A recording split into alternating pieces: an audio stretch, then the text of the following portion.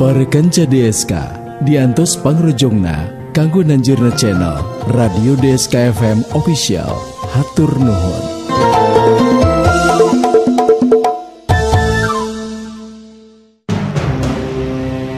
Sirawing nitis, sirawing nitis.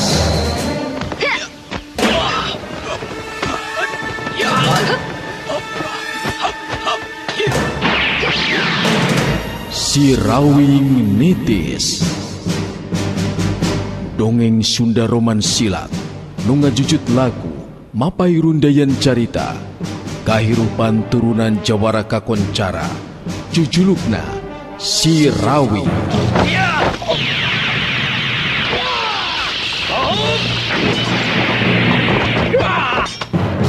Kiwari Sirawing nitis. Lambaran lalakon kahirupan anak Jawara kahot nu tandang makalangan taya karingrang neruskeun tapak lacak menjadi bapa tutulung ke batur tatalang ke sesama demi ngahontal cita-cita nu sayanti. Sirawing nitis.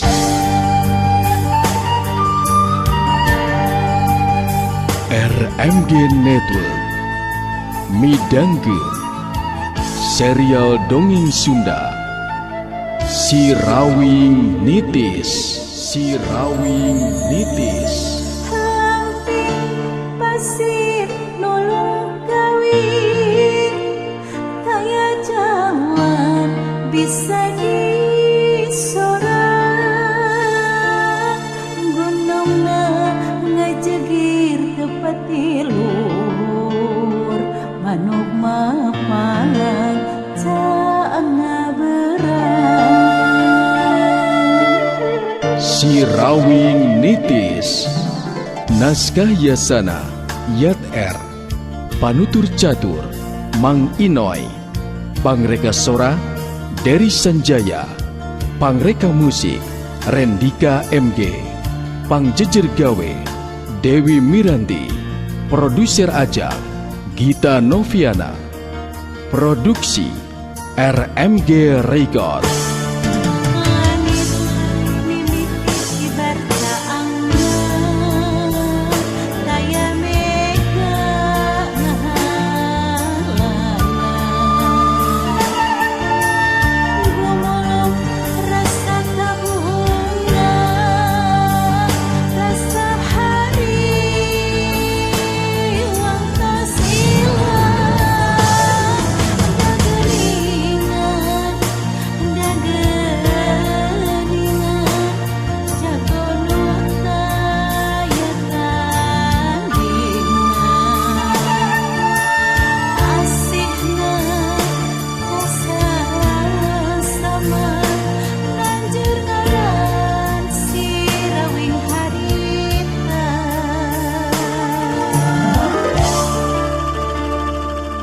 Para kanca sadaya nyanggakeun Sirawing nitis. Sirawing nitis. Duta Suara Karawang 103,2 FM. Saraswati netep antep ke Aji Sutra. Manehna bisa ngamaklum upama Aji Sutra boga karep anu saperti kitu. Da tetep dihenteu teu oge nyaa. Ngadenge adina dikaniaya seperti kitu mah. Tenang, sabar heula Aji. Ibu ngarti kana perasaan Aji Sutra. Memang wajar upama aya karep hayang males kanyeri. Tapi tindakan anu teu dibarengan ku tinimbangan Aji, buana malah bakal jadi cilaka.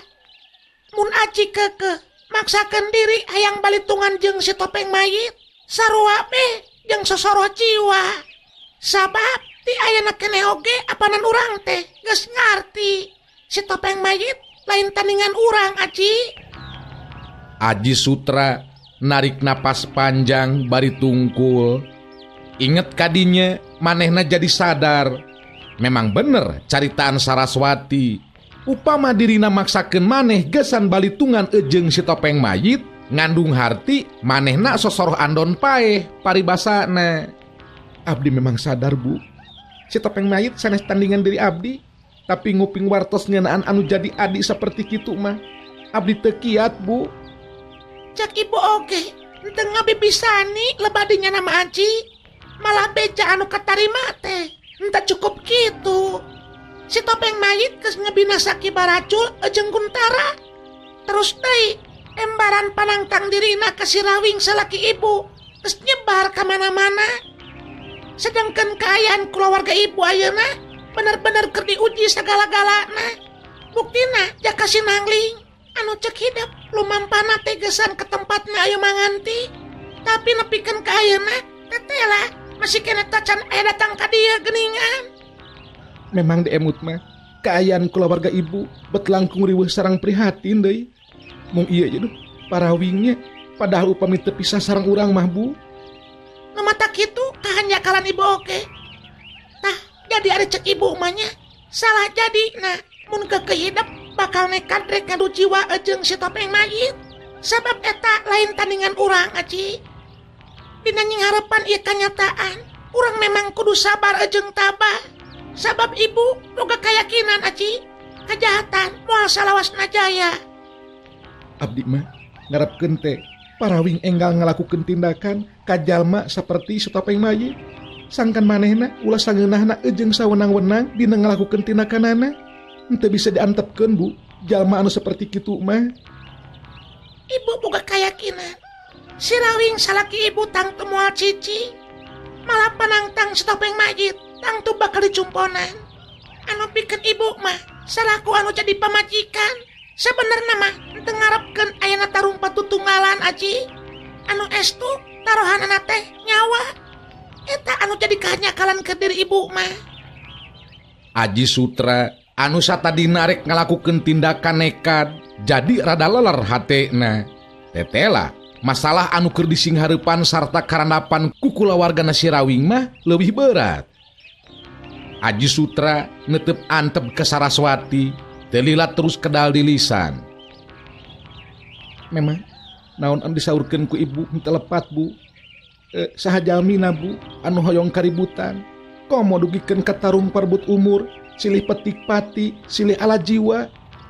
Namun upamina parawing henteu nyumponan kana panangtangna si topeng mayit, rupina aya hubunganna Bu sareng ajen diri atanapi kahormatan. Saraswati narik napas panjang. Dirina sabenerna memang teu miharep upama kudu ngabandungan deui lumangsungna tarung ijen jajaten antara si Rawing jeung si topeng mayit. Sabab dina tarung tandingan ijen jajaten anu munggaran geus jelas kaayaan duanana pada nyandangan tatu anu sarua beratna.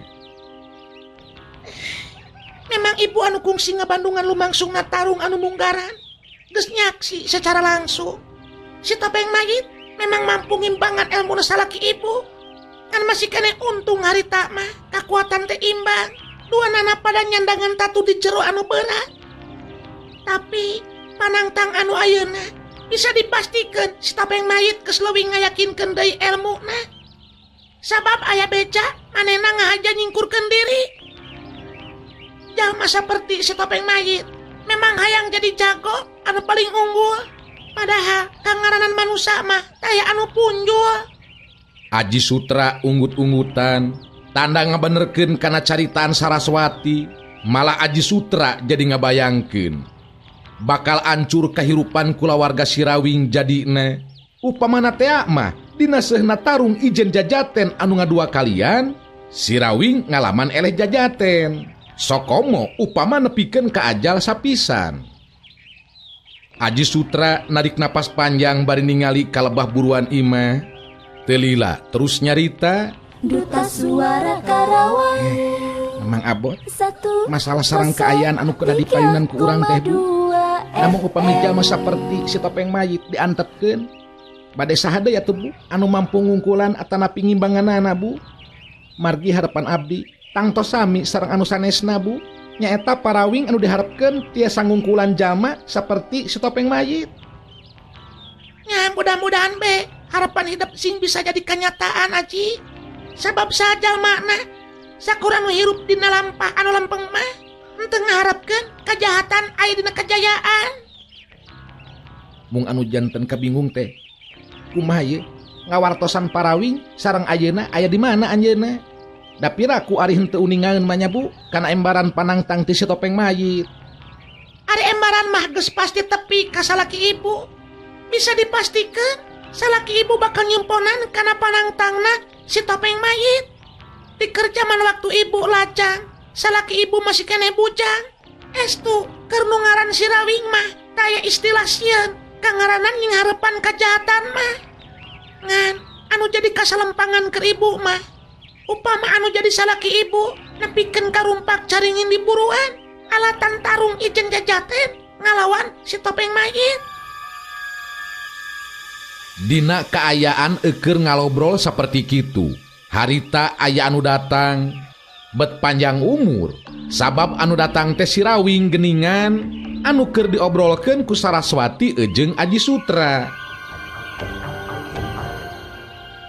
Sanggeusna aya di jero imah, Saraswati geus teu sabar, langsung harita tumanya kanu jadi salakina. Geningan Kang Rawing aya sumping ka dieu Kang. Sanes milarian laratan ayo manganti Kang. Heula atuh Raswati, datang jo langsung weh nanya keheulanya. Cog cai heula atuh, cai heula. Cai heula nulis. Akang ieu hoyong nginum. Mun atuh sakedap Kang. Saraswati terus mere heula cai ka si Rawing. Nyalse si Rawing nginum heula cai, ngareret ka Saraswati terus nyarita. Tah, geus nginum mah tenang yo. Akang teu jadi neangan laratan ngeunaan ayu manganti. Sabab geus diteangan ku salakina. Tah, ari akang maka dieu teh yo. Lantaran menang beja ngeunaan panangtangna si Topeng Mayit.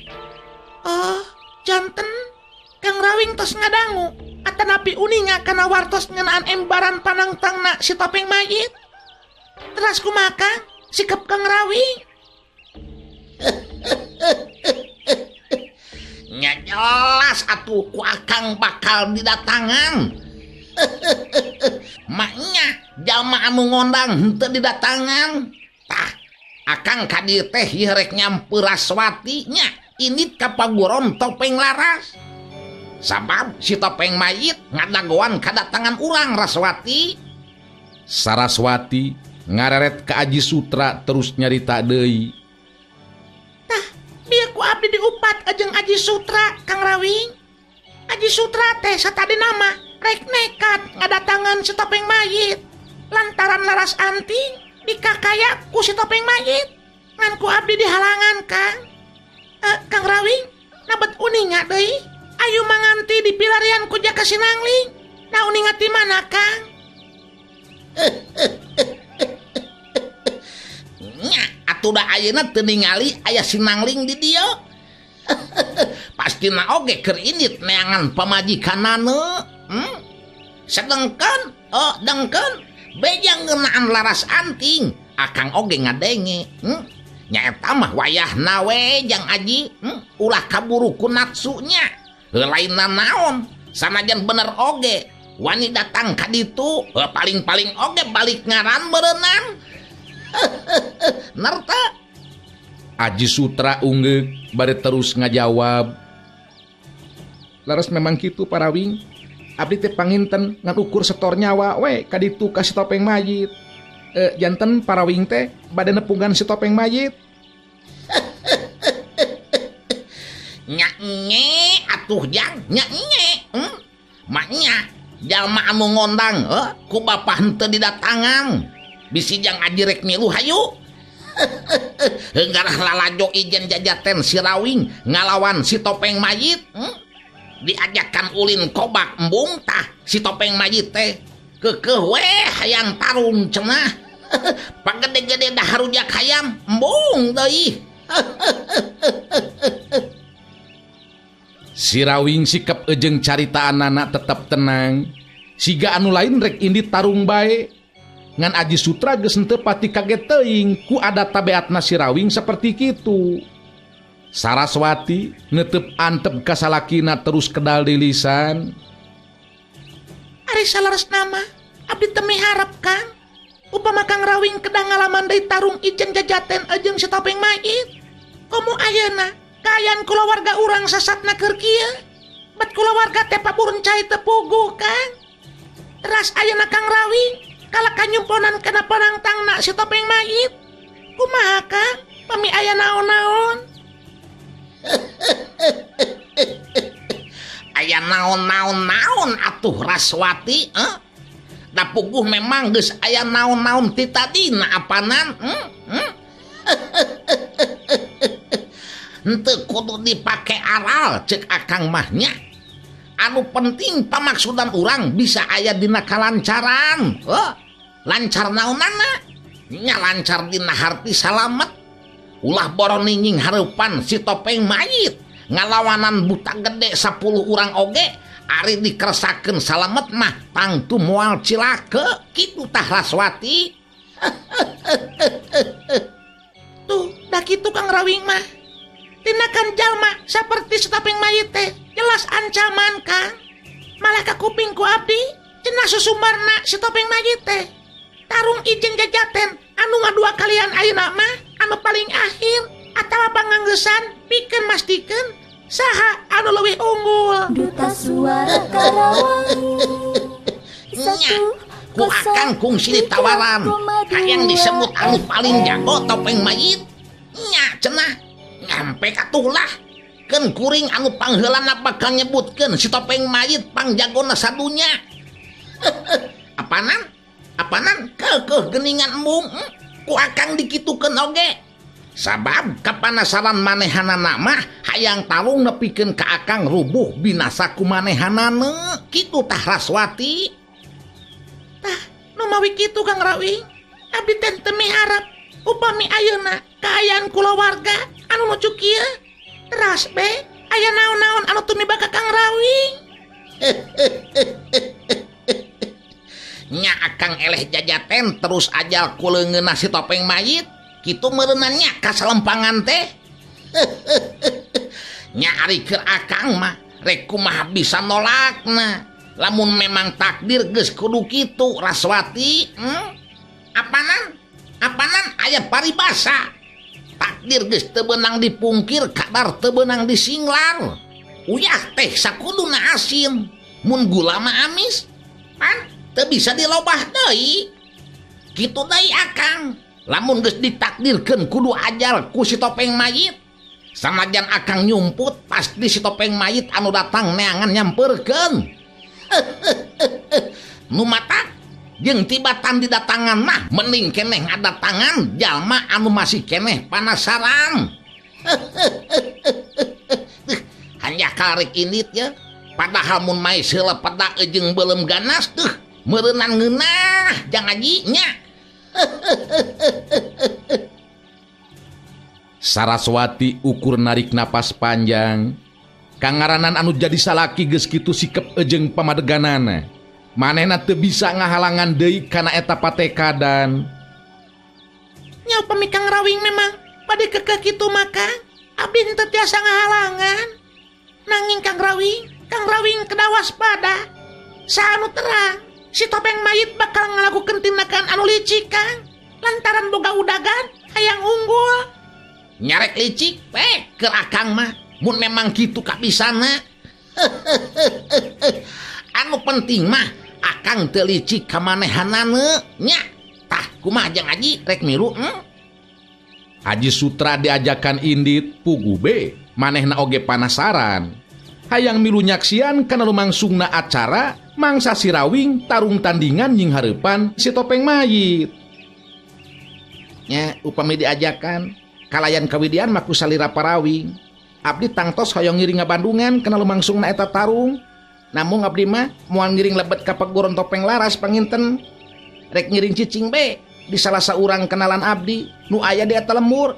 Margi bilih tepung jeung si Topeng Mayit abdi teu kuat ku nafsu Parawing. Saraswati satuju kana caritan Aji Sutra. Harita terus kedalisan. Ibu setuju karena caritaan hidup. Memang usahakannya ulah tepung ejeng setopeng mayit. Dari tepung di kieu nama. Hayo ke, teu bisa ngadalikan diri. Nu mawi kitu Bu. Namun ngeunaan kajian tenan anu bakal lumangsung, abdi memang hoyong terang. Malah ari anu diharapkeun ku abdi mah parawing mampu ngungkuran ajen pangartina si topeng mayit. Anu tetela diantepkeun mah bakal langkung sawenang-wenang dina tindakanana. Bakal tambah anu jadi korban parawing. Nya ari lebah dinyanana kumaha behna jang. Sabab jelas Bapak oge hayang menang. Heuda kangaranan eleh tarung mah memang ripuh nya. Lain bae awak nyandangan ka nyeri, tapi oge nyandangan wiwirang. Bapak wirang, Ibu Saraswati wirang, barudak oge wirang, atuh jadi warirang. Heueuh warirang teh bau atuh jang. Kumaha Saraswati? Kumaha? Mun urang miang ayeuna yeuh. Nya ari abdi mah teu langkung Kang Rawing be eta mah. Bade ayeuna mangga. Upami memang tos gilig bade kitu mah pamaksadan Kang Rawing. Nyanterek gilig kumaha atuh Akang? Ari Raswati ih. Sabab lamun Akang henteu datang nyamperkeun, si topeng mayit pasti bakal terus neneangan. Sabab manehna masih keneh panasaran hayang kapastian. Saha anu leuwih punjul ajen pangartina? Kangaranan hate panasaran teh atuh teu beda ti ka amewe. Segala rupa cara ejeng jalan bakal disorang lamun bogoh can kalakon kahayang acan kasorang. Kitu pan kitu. Saraswati sanajan hate mah rada seunggah, tapi akhirna kapaksa nurut kana pangajakna salaki pikeun lumampah ka paguron topeng laras nyumponan panangtangna si topeng mayit. Aji Sutra oge jadi milu indit lantaran panasaran hayang nyaksian. Duta Suara Karawang 103,2 FM.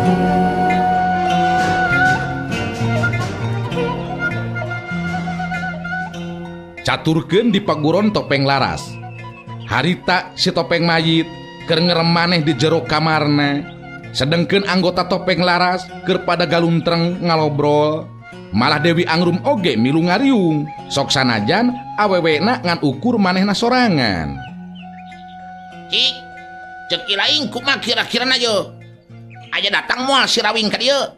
Nyumponan panangtangna pamimpin urang si topeng mayit. Nya ari cek dewek mah pasti datang atuh euy. Si Rawing teh teh heula oge apanan. Sanajan kudu datang ka kandang macan. Manehna mah teu neungludeung teh ka keueung, anggang tina karingrang. Nu matak bakal kajadian ieu mah euy. Tarung tandingan ijen jajaten teh. Rame pasti oge euy. Sok tah tanyakeun ka Dewi Angrum. Datang moal kitu si Rawing. Dewi Angrum seuri leutik bari teu lila terus nyarita.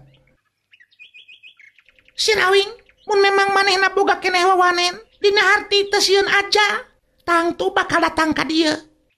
Tapi mun manehna kurang kawani, lantaran geus meunang beja yen kibarajul aja ku pamimpin urang nyatana si topeng mayit, mangka geus bisa dipastikeun manehna moal wani datang ka dieu. Tapi kieu yeuh, ari cek Akang mah yeuh, Dewi Angrum, kangaranan jalma saperti si Rawing moal aya kasieun. Nya ieu mah yeuh ngabandungan bukti anu enggeus-enggeus we. Kajadian anyar keneh. Waktu kulawargana dijadikeun tawanan, apanan eueuh anu nyahoeun si Rawing nulungan kulawargana. Nyaho-nyaho geus aya datang we kaluar nying hareupan Ki Barajul. Pek we pikirkeun. Ya bener euy, bener oge. Ngan ieu mah yeuh, lamun teh mah kudu tumpangan yo. Cik, cek si laing, saya anu bakal unggul dina waktuna engke tarung ijen jajaten. Nya ari dewek mah jelas ngajagokeun pamimpin urang atuh euy. Coba be pikir ku ilaing. Mbah Camati Sakti eleh, Ki Barajulnya kitu deui. Tinggal si Rawing ayeuna mah euy. Mun si Rawing geus eleh, kabeh jago-jago teh pejet euy cek dewek mah. Tangtuna oge tah, kabehanana bakal taluknya ka pamimpin urang. Nya bener henteu Dewi Angrum? Memang nu bakal jadi ukuran teh si Rawing. Sabab mun bisa ngalehkeun si Rawing nganu ngarti sakabeh jago anu aya di dunia kejawaraan bakal sebarhatena ku si Topeng Mayit. Sabab ukur saurang deui nyatana si Rawing salaku jago anu asup kana hitungan. Nu asup kana hitungan di antara jago-jago anu ayeuna makalangan di dunia kejawaraan. Tak kitu tak euy. Jadi jelas ada cek dewek mah pamimpin urang si Topeng Mayit anu bakal unggul. Geus kudu eureun si Rawing mah tina lambaran kahirupan. Ayeuna mah geus waktuna si Topeng Mayit anu kudu manggung. Tamat riwayatna si Rawing mah euy. Dewi Angrum ngabagikeun paneuteup ka sakur nu aya di dinya. Telila terus mairan caritaan deui. Sok sanajan pamimpin urang anu bakal unggul dina waktuna engke tarung ijen jajaten. Tapi nu ngaran si Rawing memang lain lawan anu enteng. Nu mata dina lumangsungna tarung pasti moal sakedeung waktuna. Bandungan be engke dina waktuna nya. Ya memang bener pasti bakal gitu. Bakal lila Dewi. Seperti tarung anu keur ti heula bae meureunan. Apana nepikeun ka sababaraha poe. Ngan ulah salah ayeuna mah yeuh. Si Topeng Mayit pamimpin urang geus leuwih ngaronyat deui ajen pangartina. Waktu manehna keur mulihkeun kaayaan bari ejeng terus ngalatih diri, kaayaanana tangtu leuwih hebat tibatan waktu tarung keur dina waktu anu katukang. Nya, tapi si Rawing oge pasti moal cicing euy. Manehna oge tangtu bakal ngalatih diri, sangkan mampu ngungkulan ajen pangartina si Topeng Mayit. Manehna oge moal cicing euy, pastina ngaronyatkeun ajen pangartina. Lain. Si laing mah bet siga anu mihak ka si Rawing geuningan oi. Bet siga anu ngajagokeun si Rawing. Aneh, musuh pamimpin, si laing mah kalahkah ngajagokeun.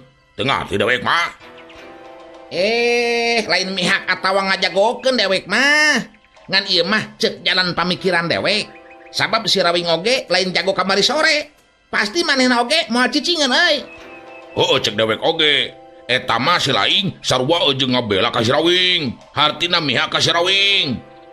Si laing mah bet kitu geuningan. Are cicing di dieu tapi mihak ka si Rawing. Lain mihak ka si Rawing. Lain mihak cek dewek oge. Ngan ieu mah dumasar kana kanyataan. Lantaran si Rawing lain jago anu enteng ajen pangartina. Nah salah kitu lamun dewek nyarita kitu. Ya jelas salah atuh. Sabab kangaranan si Rawing musuh pemimpin urang, ngandung harti musuh urang. Nu mata kuduna si laing mah ulah milu cicing di dieu oi. Suara Karawang. Si laing ulah gagabah nyarita teh euy. Dewek terus tenang teu tarima takana eta omongan. Sarua jeung ngahina ka dewek eta mah. Ngajakan ribut maneh teh. Lain ngajakan ribut. Ilaing anu ngajak ngesang ieu mah. Kala kader ngabela ke si Rawing, ngaluskeun si Rawing. Padahal ngabela si Rawing teu naon, tapi ditindak ku dewek. Sangeunahna we nindak jelema teh. Memang dewek teh patung anu bakal cicing kitu bae mun ditindak. Eueuh deuleu, eueuh ti dituna dewek mah. Make kudu sieun ku si laing sia. Nya, cek dewek oge, jelema seperti si laing mah kudu dibere panggora. Kurang ajar sia. Nu tadina ngobrol biasa teh jadi paharang ting pureleng. Dewi Angrum jadi ambekeun ka eta dua urang anggota Topeng Laras anu kalakah terus paharang-hareng paloba-loba carita. Cepe, bet ku sarwana pisan andi kaduaan. Daweuhan pi omongan, kalakah paloba-loba carita, marebutkeun catur tanpa bukur. Ingatkeun, namun nepikeun kader aya kaributan, rek sanggup nerima akibatna. Si Topeng Mayit pamimpin urang, tangtu bakal nindak andi kaduaan. Sok, are rek pasya mah. Nu tadi paloba-loba carita teh jadi jarempe caricing. Memang bener caritaan Dewi Angrum. Mun maraneh nanepikeun karibut ejeng baturna sorangan, geus tangtu si Topeng Mayit bakal ngambek. Kangaranan si Topeng Mayit ngambek, kawilang tara pandang bulu dina ngalakukeun tindakan saperti halna anu kungsi dilakukeun ka Laras Anting. Ku sarerea geus ka Bandungan, cacakan Laras Anting teh pamajikan si Topeng Mayit. Kabehanana jadi jarempe caricing. Dewi Angrum kadenge harita nyarita deui. Sakuduna andi kabeh ngarti, pamimpin urang si Topeng Mayit ngerem maneh di jero kamarna lain sembarangan cicing. Tapi tangtu aya kepentingan, nu matak urang kudu ngajaga ketenangan. Sabab bisi pamimpin urang ngarasa kaganggu terus amek. Rek bisa naon urang mun pamimpin urang amek. Ari eureun Dewi Angrum nyarita. si topeng mayit keluar ti jero kamarna terus nyamperkeun kanu keur ngariung. Ningali kadatangan si topeng mayit kadinya, kabehanana jadi jarempe teu beda 3 ang anu katincak. Si topeng mayit ngebagikeun paneteupna ka sakabeh nu araya di dinya. Teu lila terus nyarita, Nurutkeun geteran batin dewek, si Rawing jelas bakal datang ka dieu. Manehna memang geus indit ti imahna, embaran panangtang ti urang, geus katarima. Ngan dewek ayeuna rek amanat ka ilaing kabeh anggota topeng laras. Di mana si Rawing datang ka dieu, sikep ejeng panerimaan si laing kabeh ulah nganggap musuh, tapi kudu nganggap tamu. Sarta dina waktuna tarung ijen jajaten, dewek menta ulah aya anu wani pipilueun saurang oge. Cukup ku ngalalajuanan ngabandungan lumangsungna eta tarung.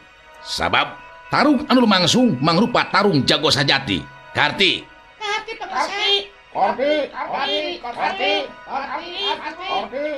kabeh nembalan meh bareng saur Manu. Saterusna dewek amanat deui. Upama engke dina akhirna tarung lumangsung, si Rawing ajal binasa ku leungeun dewek, mangka ieu paguron topeng laras bakal leuwih kuat ejeng beuki gede pangaruhna.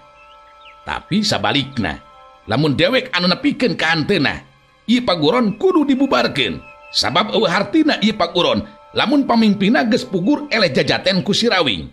Ingetkeun, ieu amanat ti dewek salaku pamimpin ilaing. Karti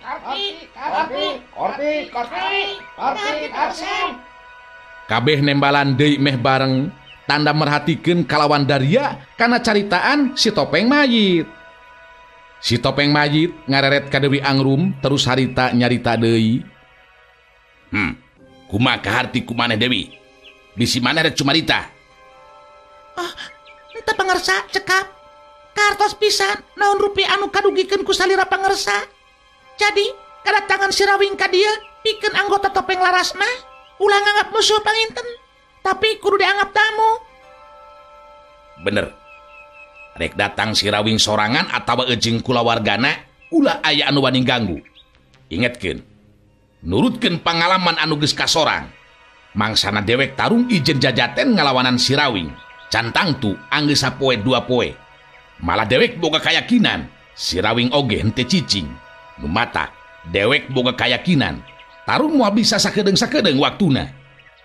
Dewi Angrum harita terus tumanya deui ka si topeng mayit.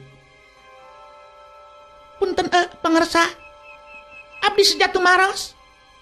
Upamina bae si Rawing datangna ka dieu teh kasorenakeun bade kumata sikap urang. Tadi ku dewek geus dijelaskeun. Kadatangan si Rawing kudu dibagiakeun sakumaha mistina ka tamu. Mun datang ka dieu kasorenakeun, hormat sakumaha mistina, oge pernahkeun bere kamar eukeur sare atawa leureuh. Nginum ejeng daharna oge kudu diperhatikeun. Tah dina poe isukna kakara tarung ijen jajaten bakal dilaksanakeun. Kumaha kaharti? Nyakseni pangersa. Kabehanana ngajawab meh bareng nandakeun ngarti ejeng ngargepkeun kana caritaan si topeng mayit.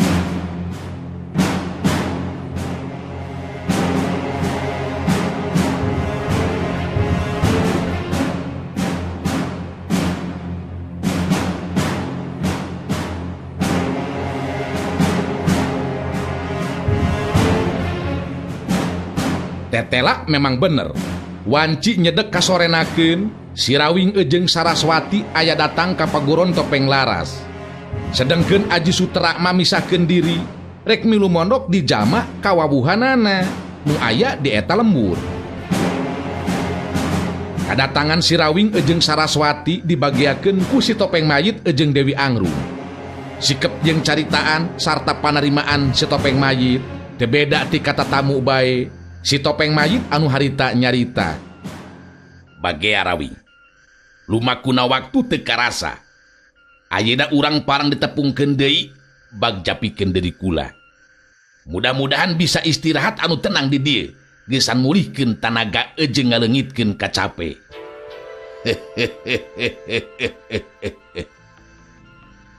Si Rawing nyerenge seuri, komo maneh nama siga anu henteu rek ngalakukeun tarung dina poe isukan.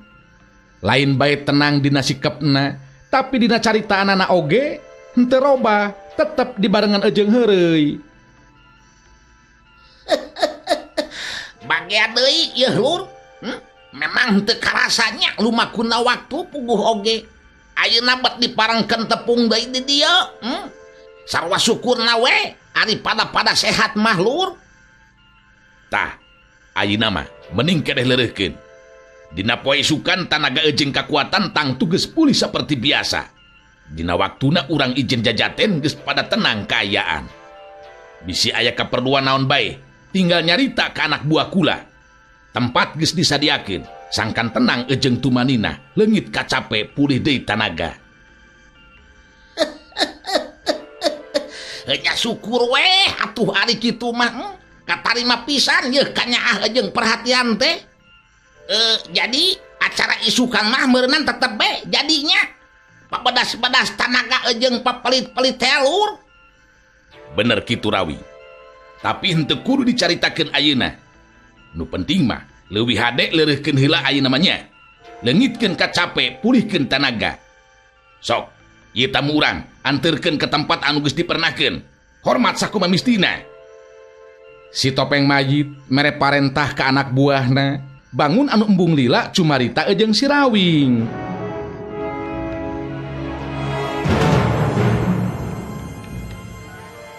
Saraswati ejeng si Rawing henteu loba deui pamola, harita maranehna duaan dijajabkeun ka kamar anu geus meunang ngatur.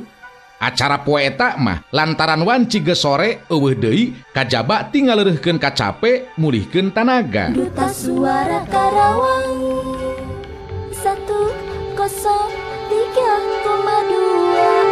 FM.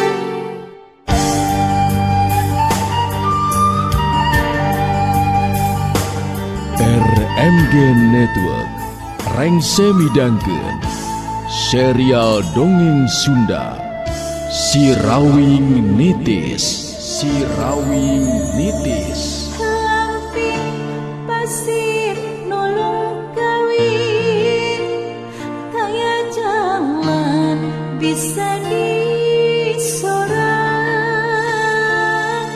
Gunungna ngajegir tepat luhur, manuk mapang caana berang.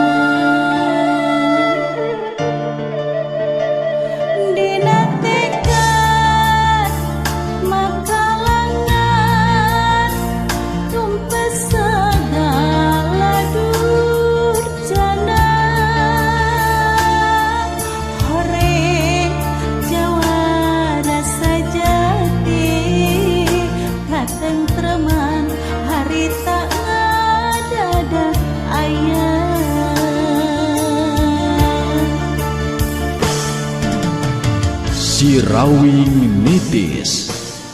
Naskah Yasana Yat R, panutur catur Mang Inoy, pangreka sora Dery Sanjaya, pangreka musik Rendika MG, pangjejer gawe Dewi Miranti, produser Ajang Gita Noviana, produksi RMG Record.